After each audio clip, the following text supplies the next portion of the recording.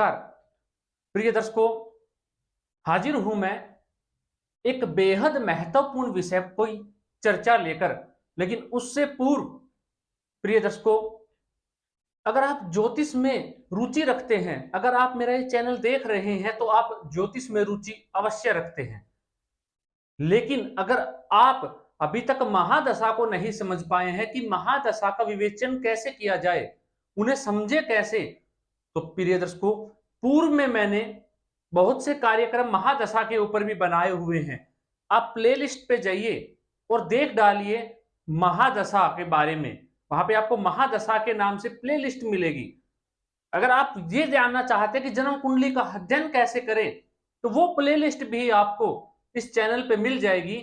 अगर आप दुर्योग और योगों के बारे में जानना चाहते हैं तो उसकी भी प्लेलिस्ट आपको इस चैनल पे मिल जाएगी। प्रिय दर्शकों, अगर आप ज्योतिष से सूत्र भी जानना चाहते हैं कि आपने कुंडली खोली और अगर ऐसी अवस्था ग्रहों की दिखी तो उसके साथ क्या होगा, वो कार्यक्रम भी बना के डाले हुए हैं। तो प्रिय दर्शकों, आपकी ज्योतिष में रुचि और बढ़ जाने वाली है।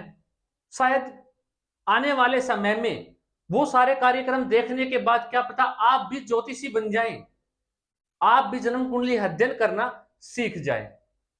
तो प्रिय दर्शकों, आशा करता हूं अभी तक आपने चैनल को सब्सक्राइब कर लिया होगा और वो प्लेलिस्ट आप जरूर देखेंगे, उनसे आपकी ज्ञान में वृद्धि हो जाएगी। प्रिय दर्शकों, आज का जो हमारा विषय है वो है शनि चंद्रमा।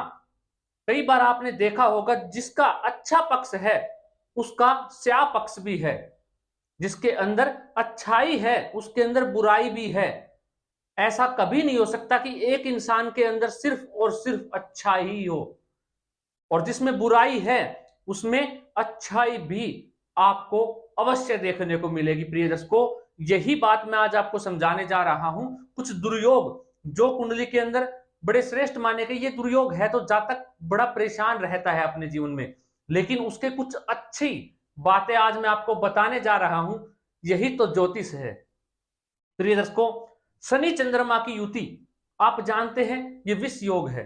अगर ये 12 डिग्री में समीप आ जाए आपस में तो ये प्रबल विष योग बन जाता है। असली विष योग ही तब बनता है जब वो 12 डिग्री के अंतर पे हो। प्रिय दर्शकों, अगर आपकी कुंडली के अंदर शनि और चंद्रमा की युति है तो क्या होता है प्रिय दर्शकों, जातक मानसिक रूप से सदैव परेशान रहता है। आप जानते हैं उसके मन को कभी भी शांत आप नहीं देख पाएंगे ऐसे जातक को। और कहीं पाप ग्रह की दृष्टि पड़ गई तो जो ऐसे जातक होते हैं वो डिप्रेशन का शिकार भी हो सकते हैं। वहीं प्रिय दर्शकों, सूर्य और शनि की युति आप जानते हैं, सूर्य और शनि की युति हो जाने से पिता के साथ संबंध मधुर नहीं रह पाते हैं। जातक की सदैव अपमान होता रहता है। तो प्रिय दर्शकों, बहुत सी ऐसी चीजें हैं जो इन युतियों के होने से, इन दुर्योग के होने से कुंडली में आपको वो भौतिक सुख प्राप्त नहीं हो पाता जो आप पाना चाहते हैं। लेकिन प्रिय दर्शकों, ये युति अपने आप में इतनी महान है, अपने आप में इतनी महान है कि ये अगर आपकी कुंडली के अंदर चतुर्थ भाव में, पंचम भाव में और नवम और दसम भाव में अगर आपको दिखाई पड़े तो ये आपको संन्यास की ओर भी ले जाएगी, ये आपको आध्यात्मिक बना देगी। यही बात मैं आज आपको समझाना चाह रहा हूं। प्रिय दर्शकों, क्या समझाना चाह रहा हूं, यही बात मैं आपको समझाना चाह रहा हूं। क्यों, अब इसको समझिए। चौथा भाव सबसे ज्यादा भौतिक सुख अगर किसी भाव में छुपा हुआ है तो वो फोर्थ हाउस में छुपा हुआ है, चतुर्थ भाव में छुपा हुआ है। क्यों? क्योंकि वो सुख का भाव है, वो हमारी माता का भाव है। उससे ही वाहन, हमारे जीवन का सुख, बंगला, गाड़ी, मकान, जमीन, जायदाद, सब कुछ उसी से ही देखा जाता है कि आप अपने जीवन में कितना सुख, जनता का भाव भी वही है। प्रिय दर्शकों, मान लीजिए आपका चंद्रमा चतुर्थ में बैठा और शनि की दृष्टि पड़ जाए दसम में बैठ के, तो क्या होगा प्रिय दर्शकों, जातक जनता से इतना प्रेम करने लग जाएगा। क्या कहा मैंने? जातक जनता से इतना प्रेम करने लग जाएगा कि उनका दुख भी उसे पीड़ा पहुंचाना शुरू कर देगा, उनके दुख में भी वो दुखी होगा। देखो प्रिय दर्शकों, इस दुर्योग का कमाल देखिए आप, उनके दुख में भी ऐसा जातक दुखी होगा। यही तो आध्यात्मिक की ओर लेके जाना इस यही तो महान है। भौतिक सुख तो इस जीवन में कोई भी अर्जित कर सकता है प्रिय दर्शकों, कोई भी अर्जित कर सकता है, लेकिन आध्यात्मिक सुख, आध्यात्मिक दुनिया, आध्यात्मिक के बारे में जानना हर कोई नहीं पा सकता इसे। प्रिय दर्शकों, अगर ये है तो जातक क्या करे, अपनी माता से दूर हो जाए। उनकी माता का जो प्रेम है उनको कम मिल पाएगा इस योग के चलते, माता का सुख, मातृक सुख कम प्राप्त कर पाएगा।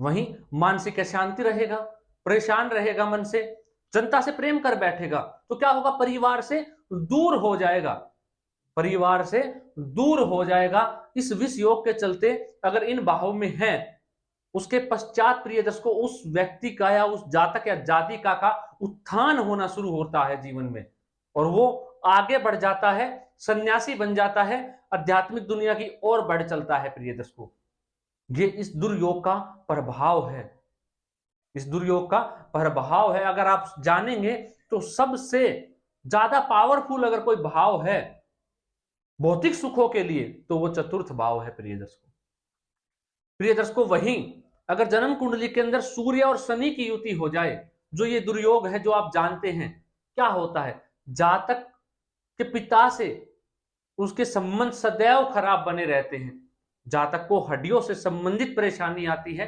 लेकिन ये युति होने से जातक की आयु बढ़ जाती है, क्योंकि सूर्य क्या है, आत्मा, और शनि क्या है, कारक है आयु के। तो जिसके कारण क्या होगा, ऐसे जातक की आयु लंबी हो जाएगी, उम्र बढ़ जाती है। लेकिन वहीं ऐसे जातक को सामाजिक रूप से सदैव परेशानी उठानी पड़ती, उसका दुख जो है वो उसका समाज से जुड़ा हुआ होता है, सामाजिक रूप से वो बड़ा परेशान रहता है, क्योंकि वो अपने जीवन में सम्मान और अपमान दोनों देखता है, मान सम्मान भी देखता है और अपमान भी देखता है, जिसके कारण वश ऐसा जातक परिवार से दूर हो जाता है। प्रिय दर्शकों, परिवार से दूर हो जाता है, और इसी कारण वो भी आध्यात्मिक की ओर बढ़ चलता है। प्रिय दर्शकों, अब समझिए, इस बात को समझने का प्रयत्न कीजिए। अगर आपका रोजाना अपमान हो, रोजाना अपमान हो, तो जातक उससे ऊपर उठ जाता है, उससे ऊपर की ओर बढ़ चलता है, और ऊपर उठने के चलते उसको फर्क ही नहीं पड़ता है फिर कि उसके साथ हो क्या रहा है, कि वो अपमान अगर आपके साथ रोजाना एक ही चीज घटित हो, एक ही बार बार रिपीट हो, तो क्या आप उस चीज से ऊपर नहीं उठ जाएंगे? हाँ, भौतिक सुख की दृष्टि से देखें तो इस योग के होने से जातक भौतिक सुख से तो परेशान रहेगा, लेकिन आध्यात्मिक दुनिया से, आध्यात्मिक की ओर बढ़ने से वो बड़ा आगे चला जाएगा। तो क्या होगा, शनि और सूर्य की युति हो जाने से रोज रोज अपमान, मान सम्मान और अपमान, मान सम्मान मिलना फिर अपमान मिलना, तो वो उससे इतना उब जाता है कि वो उस चीज से आगे बढ़ चलता है और निकल जाता है, और यही युति जातक को महान बना देती है। प्रिय दर्शकों, प्रिय दर्शकों, हमने चंद्रमा और शनि की युति के बारे में जाना, और सूर्य और शनि की युति ये दुर्योग है, लेकिन प्रिय दर्शकों इसका शाह पक्ष आपने अभी तक जाना था, लेकिन आज इसका आपने अच्छा पक्ष जाना है, जो इस दुर्योग के चलते जातक को कितना महान बना देता है। आशा करता हूं प्रिय दर्शकों आज का विषय आप समझ पाए होंगे कि मैंने आपको क्या समझाना चाहा है।